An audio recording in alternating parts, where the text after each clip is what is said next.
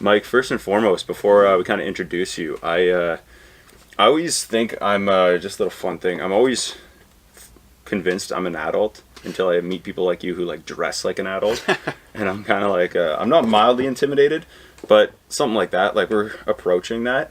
So yeah, man. First thing, I'm fired up to have you on the show today. I've known of you for a bit now, and then we recently got connected. And yeah, man, I'm looking forward to hearing your story and talking more about you and learning more about you. So thanks for coming on the show, man. Appreciate it. Thanks for having me. I picked up my best dad clothes for the interview today. So normally on the weekends I'm in the sweatshirt and in comfy pants, but Yeah. Today it's a work day, so Today's a work day. gotta put on the Fair enough. adult clothes, so to speak. I love that. All right, awesome, man. So welcome. Now, take us through kind of your a bit of a timeline for you from leaving post-secondary, what that experience was like for you, and then we can kind of bring it to where we are now, and we can go back through it full circle.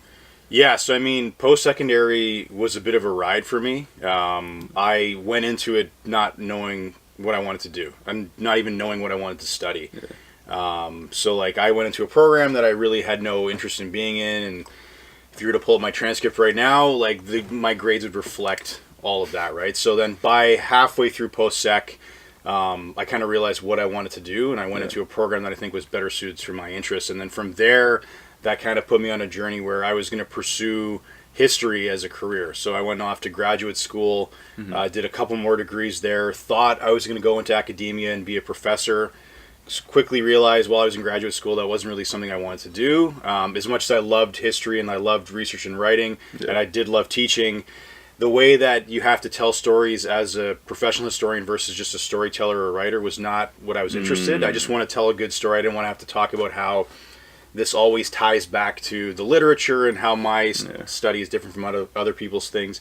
And so I just realized that that's probably not what I'm going to do. And I mean, admittedly, the job market for professors is pretty limited in Canada. We had a goal of coming back and staying in Sudbury. So I mean, that really limited me to Laurentian.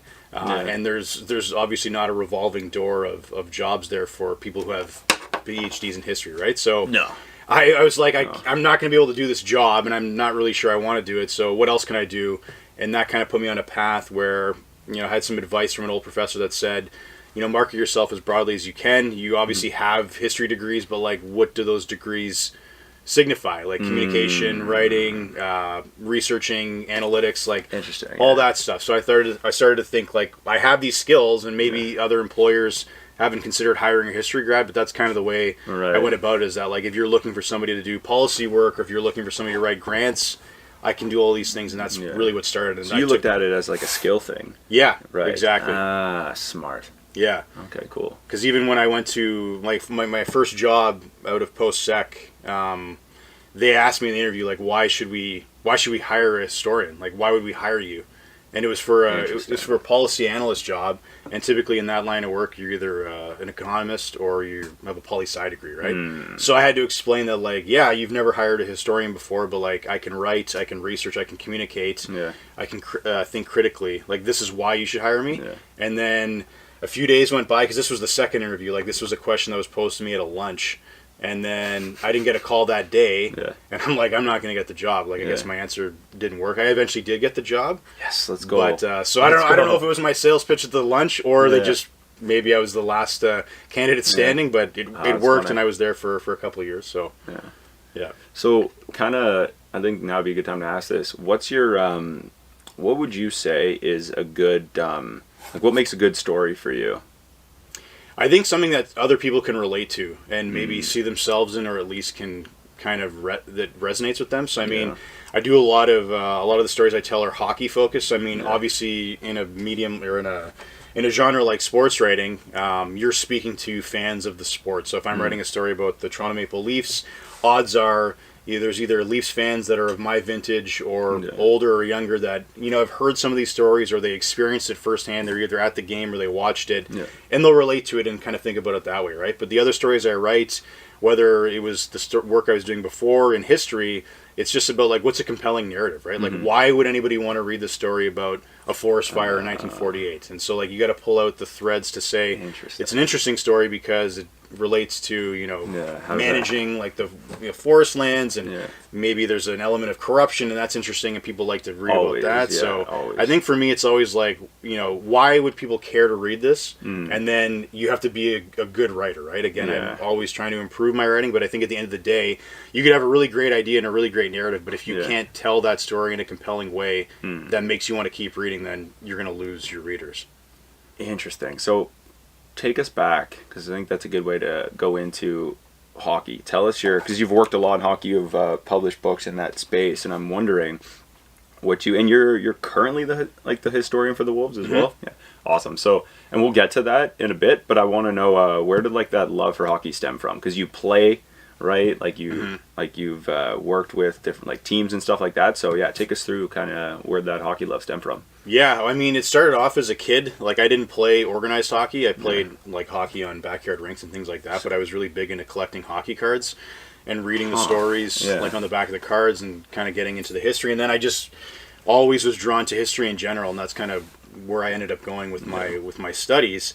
And then while I was at McMaster, I was doing so much writing and reading, like, for my studies that I was like, I need to have a release, some sort of creative outlet that's not just writing essays and reading books that I otherwise probably wouldn't read. Yeah. And so I'm like, what else could I write about? And I'm like, well, I can write about pretty much anything. And at that point I was really starting to get back into like, I was getting into pools with my buddies, like hockey pools. Yeah. And I'm like, well, maybe I can write about hockey. Like, I mean, this was a time like in the 2010s, 2011s when like blogging was really starting to become popular, and like you started to see like bloggers kind of break into the mainstream where it's not just like newspaper reporters and journalists that were writing these stories. Like blogs were putting out analysis of games. They were doing their own stories. So I'm like, maybe I'll do that. Oh, smart. But the way that I approached it at first was I was going to take what I knew, which was Canadian history, and then I was going to kind of meld it with hockey. So I was doing this like format where I would say like on this day, in 1941, this happened in Canada, and then here's the run of the games that are happening tonight, and here's what I think is going to happen in these games. So it was a bit of this like hockey history Frankenstein that probably was only appealing to me and people who liked history. Yeah. I did that for a while, and then I kind of realized I've got to drop the Canadian history element, and I just focus on hockey history. And that's really how it started. And I mean, from there, I think it was just continuing to market myself as a hockey historian, as much as I didn't study hockey history, which is a subfield in its own right. Sport history is a huge, field that you could study. Why I didn't go into sport history, I'm not sure. Yeah. Maybe it worked out better this way, but ultimately, I think having the credentials that I had helped me like kind of break down doors to say to places like Sportsnet and Vice Sports, I have the pedigree.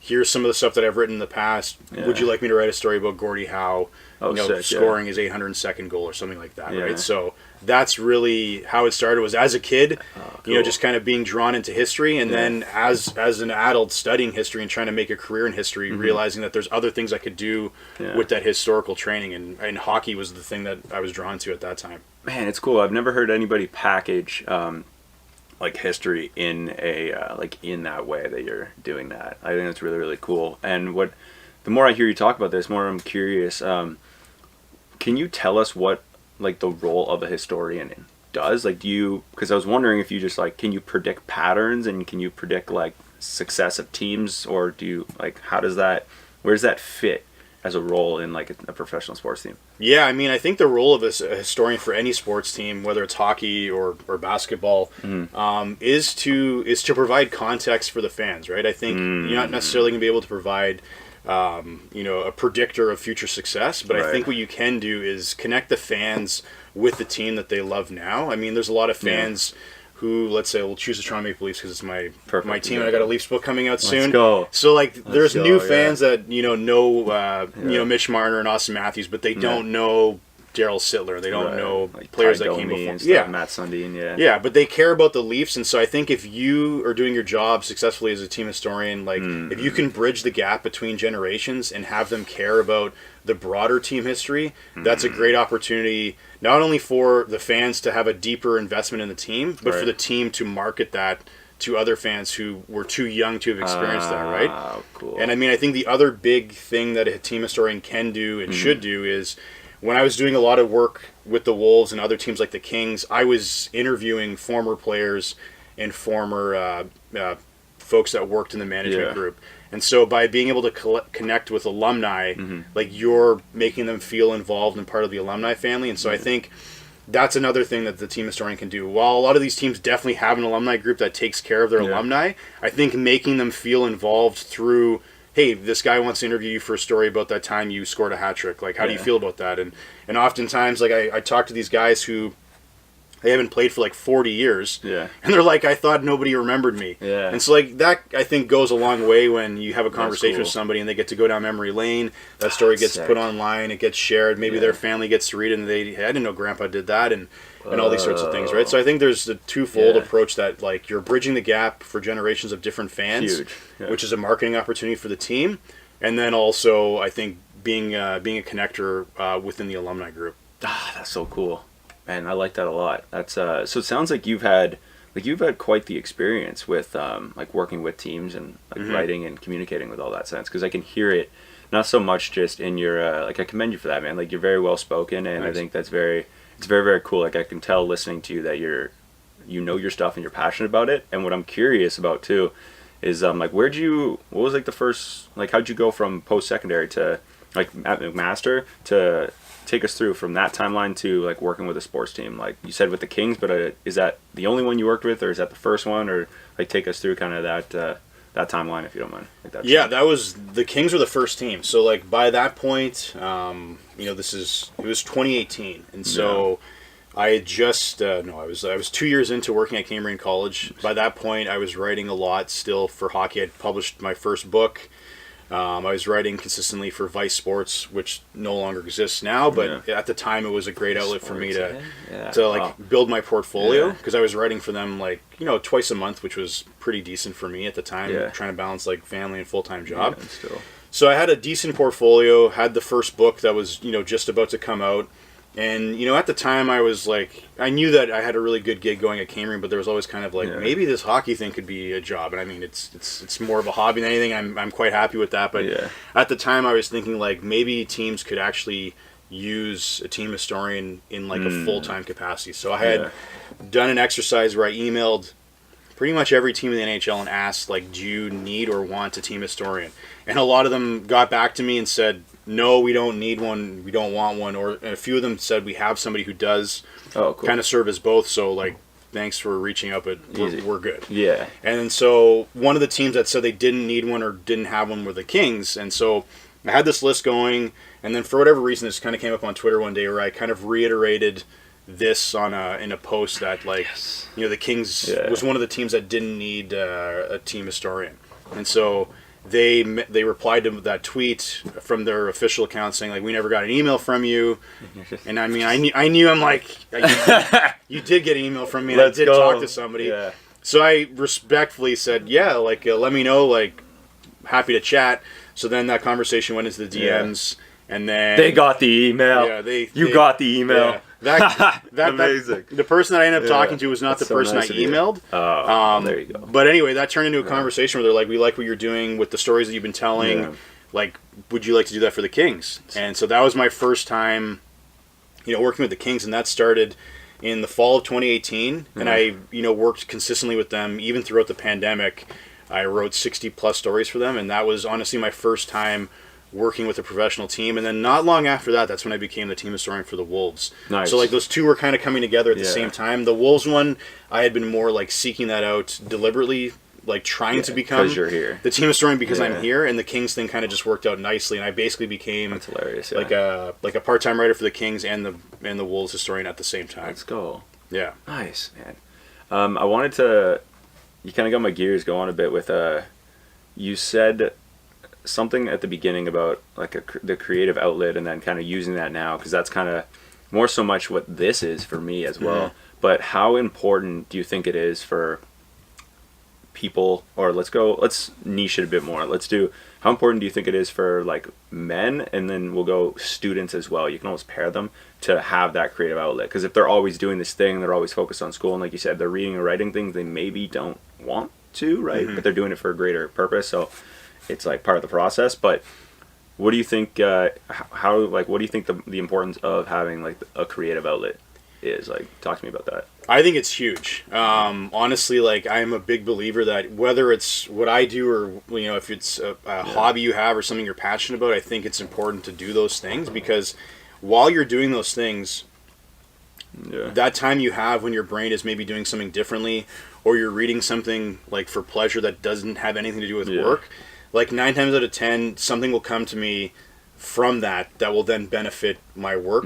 Or I'll have a new idea that maybe I'm reading a book about fiction, but something that the author has conveyed actually reminds me of work, and it'll allow me to kind of take those learnings and new ideas and bring it into the workplace and hopefully make my work better.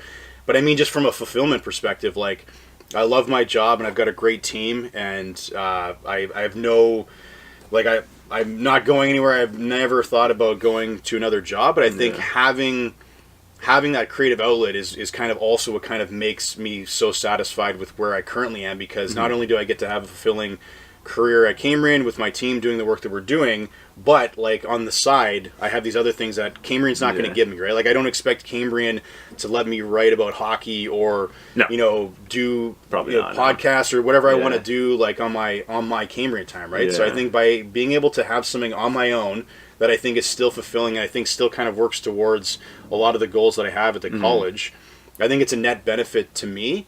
To be able to have that, right? I've had conversations like this previously where, you know, I've talked to, you know, former mentors who said, like, all I think about is work, and it's like, okay, well, that's great. I mean, to a point, but like, there has to be more to life than work. And I mean, I think if we're looking at those outlets, at the end of the day, the point of those outlets is not to benefit work, but it would be like, you'd miss the opportunity if you didn't think that all of that is still part of building like a complete self, where I could say that, like, these journeys I've gone on, writing books and writing stories and talking to people, like that helps me in everything that I do in life, right? So it makes you interesting. It makes you able to almost communicate communicate well with people, but also connect with them as well, right? Which I think is a very, very, like, under the radar trait that I think a lot of us need to have, and like, you seem to have it really well just from the couple times you've chatted in today even. But it's the ability to connect with people, and I think if you aren't, we'll go back to how you tell the great story, right? I think it's the connecting with the characters in the story, right? Or relatability, connection, whatever, right? So you find that way that you've connected with people, but then you're doing it through storytelling, with books and with like stories and like articles and stuff. But then I find doing it as a skill and having that like genuine ability to do that is from, like, that's what the creative outlet does for you, right? It allows you to connect with those people, and then it's not just like, hey, who are you? Oh, I'm the guy who does this. It's like, oh, okay, well, who's behind that? Like, there's more to it, right? Like, you write hockey, you have family, you do this, you work here, you do that.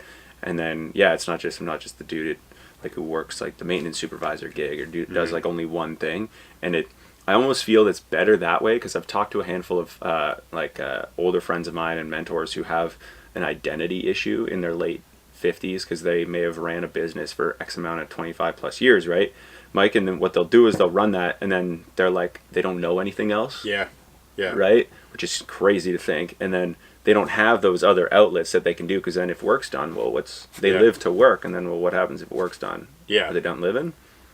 No, exactly. Right? I mean, I think that, like, work shouldn't be your identity. I think a lot of people it is, and I mean, I think that works to a point, but I think your point is correct, that, like, at some point work ends for all of us, right? And if that's what you've kind of staked your claim in, and that's what people know you as, like, what do you do after that? How do you transition out of work?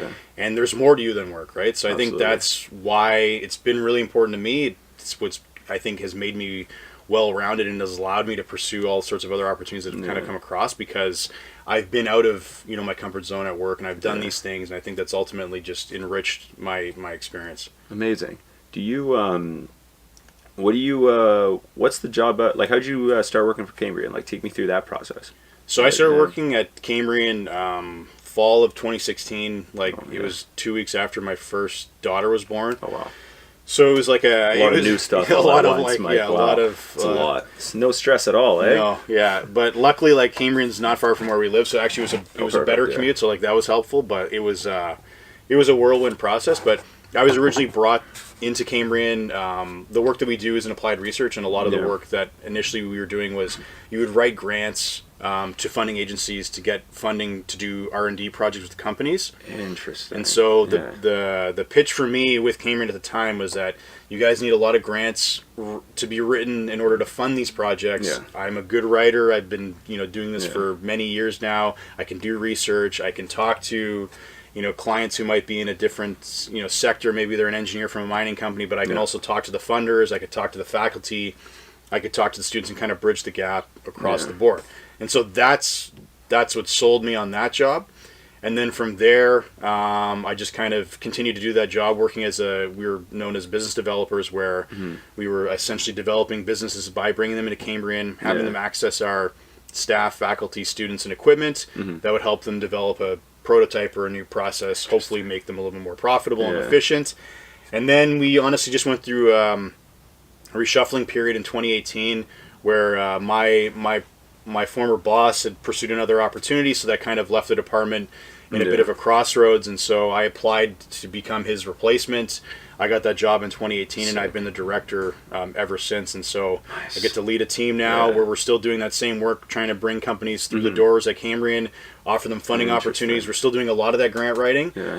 but I think we've we're looking for different skill sets now. So I think if I were looking for somebody now, when I was hired, I'd probably be looking for a different person. But I think that writing is still really important in the type of work Yeah. that we do. But I think it's the communication and being able to talk to a range of people Yeah. is what's truly important, because you're often going from the shop floor with a lot of these conversations to the boardroom Yeah. when you're having to like pitch the idea of this funding Right. application or tell your president why we should be investing money to buy this equipment or why Yeah. we should be doing this project. And so I think the communication is really what sets the business developers apart Right. now. And I think I had that, but I know that it was really fortuitous for me at the time because Yeah. the writing was still so important, because we were still at the time very much focused on we were eating what we killed. Mm-hmm. So if we didn't get a grant, we didn't do a project. The funding world has changed a lot more, so it's not quite as dire as it used to Yeah. be, but it's less. You're less reliant on constantly churning out grants. Interesting. Huh. Do you man, it feels like when you're in that role, you have to be the person that bridges the gap from the people who, because there's a big disconnect from like the boardroom to like on site or in the Yeah. shop, like the contractors, right? I even just had this past week where these guys delivered like a bunch of fridges to 40 of the units I manage, and they didn't calculate putting the boxes back as a trip. Oh, okay. Right, like once they got to come out of the boxes, right? And then, well, what are we doing with the recycling? And no, like I guess the woman on their end didn't, like in their office, didn't like calculate for that time Yeah. or where they're putting that. And so kind of just that example as a disconnect was, they're just like, well, we can't take all this, like we have no room for it. And we're like, well, okay, well, you can't leave it here. So Yeah. it's got to go. But then the woman on the other end was having that, they just couldn't figure it out. And so having that, like I can only imagine the importance of having that, especially in that role where you're having to pitch what they're doing, have not just an understanding of what the people in the shop or down underground, wherever it is, right, what they're doing, and then go, hey, so you almost have to translate something, right? Yeah. Like completely different to, hey, this is what they're doing and this is why it'll benefit. And then most of the time, I don't think those people in those boardrooms have an understanding. They kind of just are like, okay, well, let's see, we'll fill it out, we'll check all the boxes and see if it meets what we're doing, and if it doesn't, then they don't really see the people behind it or what really Yeah. goes into it. So that can be tough, man. Sounds tough. Yeah, and I mean, I think the other thing too is just like to your point, like translating Yeah. what people are looking for, right? Like oftentimes we're talking to frontline workers or engineers, and like I'm not an engineer. We do have engineers on staff, Yeah. so I think it's important to, when you're having those conversations, you're bringing in the people that are the technical experts. Yeah. So then I can at least Smart. translate what this pain point is. I may not know what the solution is, and I don't have to, but I need to be able to explain that to a funder why this particular innovation is important, and explain to an executive why you should fund this innovation, Yeah. because you may not understand exactly what they're doing and why we need this engineered solution, but it's the ability to kind of walk between the raindrops and be able to communicate broadly, right? So I think having that skill where you can communicate with the technical folks, with the funders, with the executives, with the students who also have to then do the work, is huge too, right? Tough. So, yeah. Wow. So, Mike, where do you think that skill started to develop for you, like the communication skill? What do you have to attribute that to? I think it was always just something I was interested in, and I was like, I think like I was good at it. I think is a point, right? I think it's not a humble brag or anything like that. But I think if you're good at it, you're good at it. That was a skill that I had. Right? I think saying I was skilled at it is better than saying I was good at it. But basically, I remember like the days in like elementary school where we had like, I don't think they do this anymore, but we used to do like speech competitions. Whoa, bring it back. Yeah, so like this was like grade 4, 5, 6. I was living in Thunder Bay at the time. And we had like speeches, so you had to like make a speech, and then just about anything. So I know that I can remember 2 of them for sure. Yeah. One was about the Blue Jays, because this was like they'd won back-to-back World Series when I was like 8 years old, right? So like the Jays were everything back then. All the way back, eh? Yeah, and then another one was about the Disney Imagineers. So these were the people that built the rides at the theme parks, and so I don't know, I can't remember which one ended up winning, but like I remember having to do a speech in front of the entire school and then being judged on how good your speech was. And this is the time before like the internet. Everybody's worst nightmare. So like I don't know how we even figured out like the research. Like obviously the J stuff, we had a ton of J stuff, had J's books, so pulled stats from there. But the Imagineers one, I remember like recording an episode on like on Sunday Night Disney, and then going back and like watching the VHS tape, making notes, and then putting the speech together. But so like I was obviously every time I get in front of an audience or in front of a person with a microphone, like there are nerves, but I think like I enjoyed that, right? So even as like a 10-year-old kid, getting up in front of the whole school and giving a speech about the Jays was like, that was my jam. And so like I think not knowing that at the time, that kind of makes sense with a lot of the stuff that I've done since then, right? So yeah, it does. And I always find it interesting when I listen to people who are like, I'd say better than the average at a skill, right? Or even outliers where, like with Outliers, that was Malcolm Gladwell's book. That was in the house. That was Outlaws, but no, that's something different. But no, so with Outliers, because it's kind of cool, right, to go back and see the where everybody's come from and be like, oh, like how did you get good at this thing? It's like, well, actually I was forced to be good at it young, forced to practice that skill young, which a lot of people, I don't think they've spoken in front of a school, let alone be critiqued, right? Yeah. So, but it feels like you're just already being a historian at that time too, right? Like doing the research on it, figuring things out, and kind of presenting it in a way that'll be like interesting to the people judging. It's really, really cool. Yeah, I mean that was a lot of the stuff that I like loved watching and reading about when I was a kid, so it made sense that like I kind of resisted it for the longest time because didn't think there would be any job opportunities in that field, but like when I go back and look at all the stuff that I was interested in, it's like that made sense that I should have thought about this the whole time, and it's natural that I would have gravitated towards that. Do you think, take me through kind of the beginning of Unlikely Innovators, your show? Yeah, so I mean, that's a pandemic baby where, we were at home, much like everybody else, trying to figure out like what can we do to continue to stay relevant and kind of, get our word out there about what we're doing at Cambrian when it comes to applied research. And it kind of came, and actually, it started with, I wanted my colleague Steve Gravel to get on this other podcast to talk about the work that we were doing with his research center called the Center for Smart Mining. Interesting, yeah. And we weren't able to get on that one because they'd already pre-recorded all their episodes, and I said, well, we don't need to get on a podcast, like let's just do our own podcast. Brilliant, yeah. And so we're like, there's not a lot of college applied research podcasts out there, so like let's just do it, and that's honestly what we did. So we had no idea what to do. We just thought that maybe we should make a few episodes and we'll kind of use those episodes to talk about applied research, like what applied research is, how does the funding world work, all these sorts of things. Yeah, and the intricacies of it. Yeah, just for like people that were interested in knowing more, maybe for our colleagues that wanted to kind of hear our perspective. And so we started doing that, realized we quickly ran out of material like after 5 episodes where we've exhausted like all of the main talking points for applied research. What are we going to do now?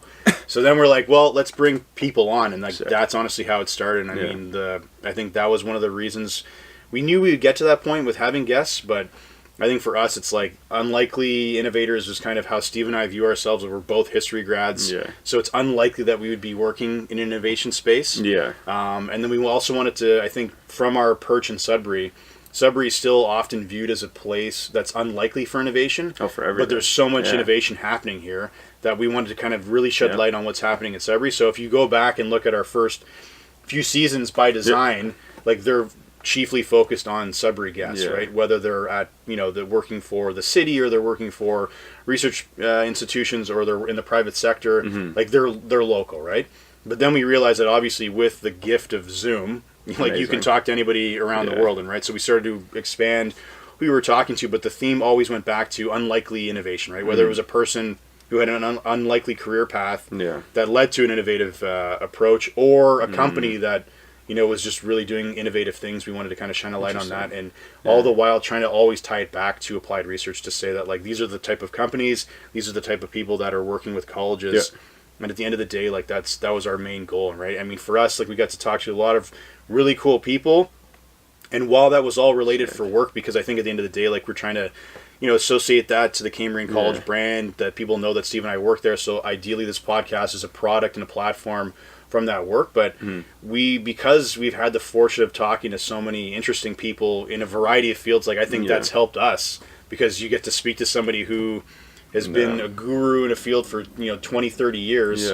You can't help but soak up that information that they're telling you. Oh, even a little bit, yeah. You kidding? Yeah, it'd be silly. I mean, you wouldn't be there if you couldn't, right? And I think there's something to be said for the skill set that you can gain from having those long form conversations with people, right? And I think that's something that personally I crave, hence why we're doing this, right? Is that curiosity and that like searching for, like it helps my soul, to be honest. Like it sounds kind of cheesy saying that, but like it helps my soul like connect with people and understand not just people's stories, but kind of what makes them tick, why they do certain things, how they act, right? And I think a lot of that, especially in and why I appreciate, because I discovered your show when you had Paul Five on. Oh yeah. Yeah, and so because I followed him, and he was like, I saw that, and I was like, oh, interesting. And then I watched it, and what's nice about long form, and it's always tough with politicians, I can imagine, because they're so like talking point, right? Like they just have it, they're so good at it, right? So it's a challenge there, but I think what's interesting, and I think a lot of politicians need to start doing more of it, is those long form conversations, right? Because then they can't read off a teleprompter, right? And you're able to kind of pose those questions that maybe gets them thinking a bit differently, right? About things that they've thought one way for so long, that might be even somebody else's ideas that they've transformed into their own. Yeah. So I think it's a cool skill, and I think I think you're only doing better and better with every episode. So thanks. It's cool to see, man. Yeah, we were kind of like we tried different outlets previously, like newsletters and things like that, and we thought that if we're gonna make the effort to really try to engage with the community and with prospective clients, like this long form medium through podcasting versus like writing newsletters seemed to be the best way of doing it. I mean, it's true. It's helped so much, because I mean, you would know this very well, that like when you're having a conversation with somebody and it's being recorded, if you can't like transition out of that answer to the next question, or that question doesn't land and you've got to think of something else, like you can't hide when that's being aired, right? And so I think that's even helped me just with having regular conversations with people that aren't being recorded, is that like, because you have to really work at it, right? And you have to be focused, and you have to be dialed in, and you can't be on your phone, because if you're on your phone, you're missing a point. And so I mean, it's really been a great thing, and I think definitely like if I wouldn't want to go back and listen to what our first episode sounded like. But I think as long as you're progressing and you're kind of always trying to improve and trying to improve the quality of the questions and being prepared, then I think you're doing a good job. Yeah, I think you're right. Staying focused and being able to keep it dialed in is important. And I think, first of all, it could not be worse than my first epised. Well, I don't know. Oh, yeah. All right. So, man, we'll do a watch party one day. I think that's a fun idea. But what, I had a friend of mine on who was really bad paralysis by analysis, right? So he overthinks his answers, and it takes like 11 minutes to get a question out of him. I love the guy to death, but the thing that there are two things. So one, he was on because he wanted to talk about, like, he got jumped by like 11 dudes outside of like a club downtown. Oh. Yeah, and like it was like a race thing and whatever. So he came on and talked about that. Dude, it's just a disaster. But he is like, he's African. Mm-hmm. So like people, like the whole thing was really weird. And he's told that story a bunch before, and then he like had it like ready, and then I guess follow-ups he wasn't really prepared for, so he was overthinking those answers. And then I remember asking when there was a lull, I remember asking what his favorite color was. So like, not good. Yeah. Well, I think what helped us is that like it was just Steve and I for the first 5. Yeah, that. So we kind of ironed out some of our kinks where, Smart. you know, I remember my boss, and she's awesome. She's the best at the time. Was like, she's like, it's a little cheesy. And I'm like, well, I mean, that is a little bit by design, but then I had that in my head that like, okay, let's keep that in mind and like, let's not go too cornball. I don't think we were, but I think Steve and I naturally kind of go down that rabbit hole of maybe it's a little too, I think maybe we were trying to be a little too forced with it and trying to be like funny, although I think like the two of us together can be funny, but if you're trying too hard to be funny, it's never funny. Never funny. So like I think that was good feedback, because like you don't want to be that, it's like, yeah, this is a great episode with that interview, but when those two guys got back to talking, I had to turn it off, right? So you want them to listen from the beginning to the end. Right. So ideally. Yeah, there's I think too the thing was is I wanted to make it look like I didn't care. Yeah. And that made it seem like, if I don't care, why should you? Right? If I don't care to be here, and I'm like just asking my questions, and you're just talk. It's like, it's not a good energy, right? And so I think, and I was able to like 50 episodes in, 80 episodes in, finally be able to kind of develop like how, like who I am, like my personality, and just kind of just go with it. And I remember, so I had a host. I ended up getting thrown in as like a last minute MC, one of the MCs for this event that happened a few weeks ago. And I remember I was ready to introduce speakers as one of the hosts, and I was talking to I'll give him a shout out because I love the guy. Like, I was talking to Chris Cecchiotti, he's a friend of ours. Yeah. And he kind of like, he was doing like one of the poems as well that I was introducing. So it was like 100 some people on 150 on average that kind of just milled through the event throughout the day. But at that time, it was like the first, I was like, man, like this is like, okay, like how close do I hold the mic to my face, stuff like that, right? Because it's here, it's different, right? Types of mic, everything. But Chris goes, I was like, hey man, like, I was like, yeah, how do you want to be introduced? And he's like, yeah, I'm sending it to you. He's like, man, he's like, you want some advice? I was like, I'd love some, like, pour it on me. And he goes, the first few times I was doing the Sudbury 5, I tried hard to be like this character of what I thought somebody would want to watch. And then I eventually, after the third or fourth, fifth game, I stopped doing that. And I like became like somebody was telling me that, like, I just decided to be myself and see. And then it ended up, everything fell into place. I was like, huh. And he's like, do not go against your better judgment. Just be you. Just go and talk. If you want to say a word, or if you stumble, that's you. Just go. If you're nervous, say it. Like, just do it, right? And so I had heard these things, but then for him to kind of like remind me and just tell me like, dude, I tried being somebody I wasn't. It didn't work.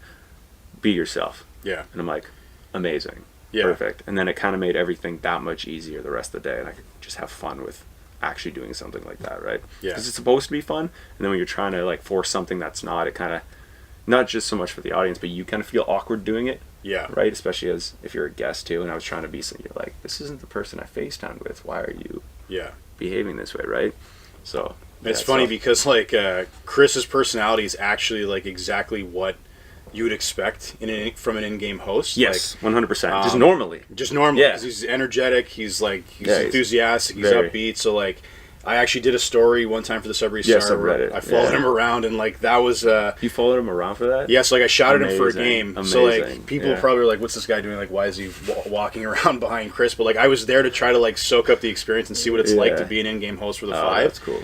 And I remember, like, I was, like, tired just, like, walking around with him. And I wasn't, like, lockstep beside him. Yeah. I gave him some space that he could do his thing. Perfect. But, like, the amount of, like, just on the hardwood floor the whole night, and, like, I'm just trying to, like, get in the moment with him. It was, it's, he does a great job. He's the perfect fit for that role. For sure. Yeah, it's awesome. And I didn't know that you had to follow him around. Yeah, because I wanted the immersive experience, right? I wanted, like, I could have easily just watched him from the crowd, but my pitch to the Star was like, I'm gonna like shadow him and really see what it's like to like be in his shoes, so to speak, while he like walks around, does games, like talks to the fans, stays at that high level, the opposing team's bench, like all that stuff. So that's cool, man. So you get you have to get fully involved to do that, because I think a lot of people could just sit back and write on what they've like witnessed, but I think the immersive experience is that much better. Yeah, like I really try to do that when I can. Obviously, it's hard to do that, but I really feel like being able to like kind of implant yourself into something and then write about that experience is like those are the stories I really enjoy writing about. But it's difficult to get that. You need a lot of access to kind of like, let me just be like shadow you for a day, and then I'll write about it, right? So it's it's tricky at times. But just speaking of things you like to write about, though, take me through your books. Take me through how they kind of, were you always interested in writing, or were you just like one day somebody said you should write a book about this? Like, take me through kind of that like creative process as well. Yeah, so that's actually, I think, an interesting story, because when I was doing my PhD, the culmination of a PhD is obviously you get your doctorate and you've got this dissertation, and normally if you're going to go into academia, you take that dissertation and you turn it into a book, because you've already written like 300 pages. Like a thesis, something. It's a big thesis. You just have to adapt it for a different audience, if you're going to put it to a publisher, right? So when I finished my PhD, I had a contract with the University of British Columbia Press to take my dissertation and turn it into a manuscript. I was going to have to do some additional research, because they don't just take your dissertation and just publish it as is. It has to be slightly different, because why else would we publish this when the reader could just read your dissertation? Right. So I knew that this wasn't just going to be like a quick process. I was going to have to do some additional research, do some additional writing, and then put that all together. But I quickly realized that, like, knowing that I wasn't going to go in academia, why was I going to write this book that I wasn't getting paid for, because there is no money in publishing books for academic audiences. Right. Yeah. So I had this contract that was essentially a non-paid contract, and I just couldn't get into it. Like, I'd come home from work and it's like, I'm going to work on the book tonight, and it's like, can't do it. Yeah. Push it off another day. And that just kept going on for months. And all the while I started to write, I was writing about hockey, like on the side for you're still exercising the skill. Yeah, I was still writing, but I just wasn't working on my book. I was like writing stories for Vice and for Sportsnet and whatever else, right? So then I'm still under contract with the publisher. I go away, go to Mexico in like 2017. Nice. And like a vacation or like spring break? Yeah, no, vacation. Like, took our 4-month-old daughter, so it wasn't like a. You brought her on a plane? Yeah. Mike, yeah. no. Yeah, that was a wild ride. Yeah. Oh no. Yeah. Quick detour on that. I don't like that at all. She was really good traveler. Oh, good. So we got like almost halfway through the flight from Toronto to Mexico. Yeah. And then the pilot comes on and says that like the bathrooms aren't working anymore. We've got to go back to Toronto. And so like our hearts sank, because like she was sleeping. She had been so good on the plane. We go back to Toronto. They can't fix the plane, so like we have to deplane, get a new plane. Now it's like 3 hours later. We get back on the plane. Now she's a mutant. And so like she's screaming, and like people are looking at us being like, maybe you should feed her. It's like, maybe you should shut up. Yeah, that's literally she's it's like oh, you have the answer. So you think we didn't think of that. Yeah, it's like you think it's 12 o'clock at night, like she's just wrecked. So anyway, we get to Mexico, get to the resort like way later than we thought. Have a great trip. But the point of that story was that I'm on the beach reading a hockey book, and I'm thinking to myself, I'm like, I've written enough hockey stories already. I do a lot of like hockey history stuff on Twitter. I'm like, maybe I should just write a hockey book. Like, life's too short. Like, why am I wasting my energy trying to get this like academic book off the ground when I really don't have my heart in it? So on the way home on the plane ride, which goes much smoother than the first one there, I kind of put together a rough outline of what I wanted to propose. Yeah. Get home, I got a literary agent. He shopped the book project around, got a publisher, and then I started writing the first book. And essentially, it was just 365 short hockey history stories, one for every day of the year. Called the book Hockey 365. Yeah. And then that was it. And then I wrote the first one, and then wrote another one during the pandemic, and then I've got another one coming out now. But honestly, it came about quite literally because all my energy was spent like reading and writing about hockey at the time anyway, and it was just like, why invest all this time, energy, and sweat equity into something that's really not where my passion is? So I just kind of switched gears. I talked to the publisher, said like, can you release me from this contract? Which again, they weren't paying me, so I thought it's a pretty easy thing to ask for. It wasn't? No, it was. Oh, okay, good. Because I'm like, well, you're not. I haven't taken any money from you. I don't owe you anything other than like some lost time that you've invested in this project. But they're like, yeah, no problem. So then got that other contract that did pay me. Yeah. And that's honestly how it started. Nice. And then you just where do you pull inspiration from for it? Like, how do you pick the 365 stories? Yeah. Like, how does that Yeah, I mean How does that go about? it's tough because like you try to pick the most significant moments Yeah. that happen like every day of the year, and admittedly, like depending on who you Yeah. cheer for Tough. and how old you are, like what I think is significant on that day Might be different. may Yeah. not be what you think is, or maybe not what my mom thinks is significant. But Yeah. you just have to use your best judgment. Ultimately, at the end of the day, it's your book, so you Yeah. do have some creative license to say like I don't care, like I'm gonna write Yeah. about this on this day. Yeah. But with those books where it was just broadly focused on hockey, Yeah. like history in general, like you had so much to choose from because there's so many things that happen on that day. But I generally try to say like from what is most noteworthy for the sports history, I would defer to that option, right? And so that's why doing the second book allowed you Smart. to kind of go back and pick Yeah. something else.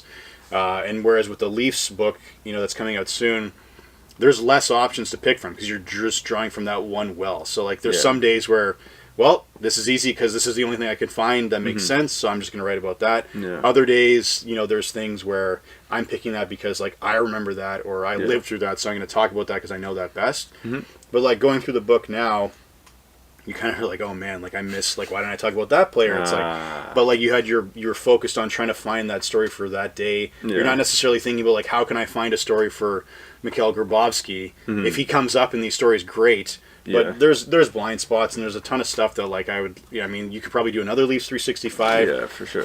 But we'll see how it does. But I'm really I'm happy with it as a fan of the team. I think it speaks to me. But I know that if you're 65 years old, your viewpoint on the team would be different than mine because Yeah. you've likely lived through Yeah, a different Stanley era, Cup as yeah. well. So actually, no, they wouldn't have. They would have been just Yeah. 2 years too late. So 2 years removed. Jeez, man. But what's your kind of creative research process like when it comes to picking the stories?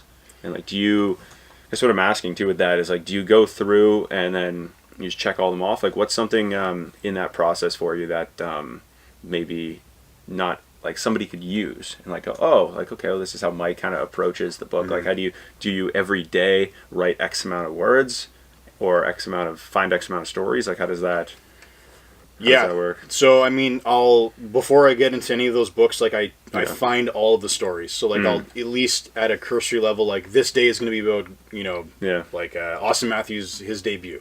Perfect. And then I'll put that all in a spreadsheet, so Yeah. I've got all the dates lined up. And then once the book starts rolling, I start just researching. So like, I'll spend maybe a few nights in a row where I'm just doing the research, Yeah. and then I'm simultaneously also doing writing. So like, Perfect. Yeah. I do this kind of not insane approach, but like I'll go to Dollarama, buy like 6 sheets of Bristol board, put big calendars on them, and then I know that I have to write 365 stories, so I take 365 pennies, Yeah. and I place like Amazing. basically 2 pennies on Yeah. every day in this calendar thing on the floor. And I know that in order to get this Jeez. done by this deadline, I'm going to have to write 2 stories this day, 3 stories this day, and on, right? And then I put that into a spreadsheet, Wow. and that's my roadmap to say that, like, Monday, Wednesday, this week, Yeah. I'm doing 3 because I'm behind. But otherwise, Yeah. like, I've got, Check like, some my pennies bare over. minimum where I'm doing 2 a day. Sick. So basically... I like that approach. Yeah. Yeah, like Very it's visual. It's very visual. Yeah. It keeps me organized. It keeps me focused on it. But I think you need that because otherwise, like you can just say, I'm just gonna take a day off. I need a day off. It's like you can't take a day off because like this is due in December, and you still have to write 111 more stories, and there's only 95 days. So what's your plan for doing that? So I think what I've learned is with the book process that when I did the first book, I only had like a 6-month window. Yeah. So it was an insane sprint to get that book done.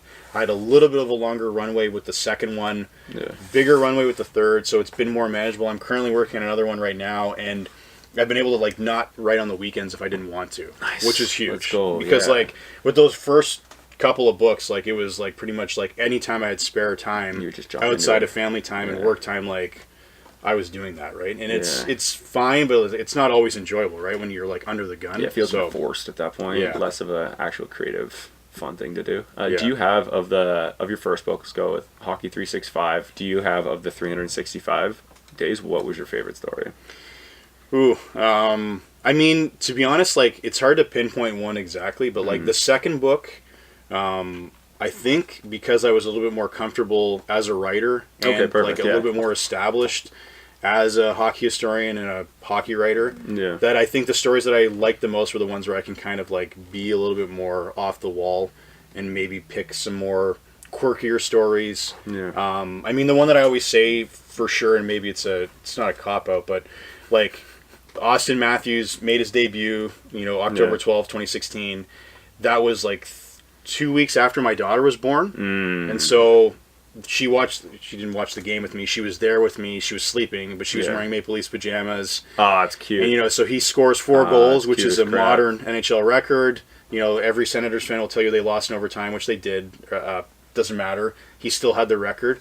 And it was still an electrifying debut. So, like, when I wrote that story in the book, I talked about, like, that experience of, like, being with my daughter and watching that.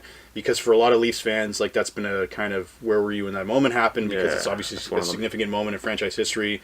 You've got this player coming in who's been, like, billed as, like, the next, great player for the team. Oh, of course. And he is. And so that's what I wrote about, and I included the part about, like, me and my daughter, right? So I think the stories... Debut 4 goal. Yeah, like, that was the first hockey game that we watched together. He has a crazy debut. Yeah. So, like, that's... For me, like, that was the one I enjoyed writing the most because it really was kind of like a piece of me in the story, in the book. Oh, that's cool. Yeah. That's really, wow. Yeah, and you can't plan that again either. Like, no. You can't, like, there's so many, like, uncontrollable variables at play there that just all lined up. Oh, yeah. Oh, man, that's awesome. So, kind of looking back a bit now, do you have any, like, advice you would have done differently, or like seeing just kind of how everything worked out? Like, do you have any two-part question? Advice for you, like young Mike graduating post-secondary, and then after that we'll go like general advice for somebody who maybe doesn't know where they want to go or what they want to do. Yeah. So you can do a you first, and then we'll go back to the second one. Well, I mean, I think the obvious one would have been that I should have gotten in history earlier, like right off the hop. That's what I should have pursued. But I mean, then again though, like, the journey was the journey that I had, right? And I think it was important for me to go through those failures before I eventually found myself in the path that I should have been on. Yeah. Because then that allowed me, I think, to really appreciate where I was going. That being said, like, I did waste, like, 2 years of university, like, not going to class and, like, failing. So, like, I probably could have made better use of that time. Sure. But I think the process and the journey you go on is still all part of where you arrive at that destination, right? So I think I needed to do that to get to where I am. But so beyond maybe me just kind of like better positioning myself to make use of my experience at post-secondary, I think I wouldn't change anything. I think that ultimately I had a different idea of where I thought I would arrive at when I finished school, but I think the journey I went on has still prepared me for this other career that I've had and this other side hustle that I've had. So like, I don't think I would change that because I needed to get those skills to do what I did. People always ask, like, what would you do if you could go back in time and go to like a different program? And like, I think about it and like, I'm like, I really like graphic design, like, and I didn't know that was even an option for me. Like, maybe that's something I should have done, but then I wouldn't have all of this, right? Like, I'd be a graphic designer and that would probably be great, but maybe I'd be missing the piece that really liked history as well, right? So, but I mean, I think for other people, the advice I have was the advice that I was given by a prof at Laurentian, who's a good friend now, Mark Kohlberg. He said, market yourself as broadly as you can. Amazing. And I think that is what I would tell anybody now who doesn't know what they want to do, is to think more broadly. Like, your degree or your diploma is going to say, those two or three words about what your program is, but like, that's not you. It's the skill sets that you have that you acquired through getting that diploma or degree, and that's what's important. So I mean, I think beyond that, go with what you're passionate with, like follow what you want to do, and see where it can take you. Because I think if you listen to other people that say like, well, you should do this because it's going to be a higher paying job, it's like, at the end of the day, it's important. Obviously, money pays for bills and things like that, but you're not going to be completely fulfilled or happy if you're just taking a job because you think that's what you should do. You should find a job or try to find a job or a career that provides you with fulfillment in a field that can allow you to take care of yourself and your family. Right. Which is, it goes back to what we were saying about the identity thing, right? It's like, if I'm doing this just to get paid, it's like, well, it's not really the best thing for, I think, a mental health side of it, and then also trying to, like you said, take care of family, take care of pursue. But so, Mike, I think what I really enjoy about people like you is you're a very good communicator. You're very well spoken, very articulate. You said a few words, and like, I've only had this a few other times where like somebody used the word archetype on like my 25th episode, and I was just like, oh. Like, I don't often feel in over my head when speaking with people, and like when some people use certain words, I'm like, oh, okay, here we go. like dissertation rolled off your tongue too well for me, and I was just like, all right, deep breath, let's get into it. So I really appreciate your time today, brother. I think I'm very excited to see kind of what you do next and follow kind of what your goals are and how everything lines up for you. So I'm just I'm really grateful for your time, and I can't wait to see where your life takes you next. So right on. Thanks very much for doing the show, man. I really appreciate likewise. it. Thanks for having me. Awesome. Appreciate Absolutely. it.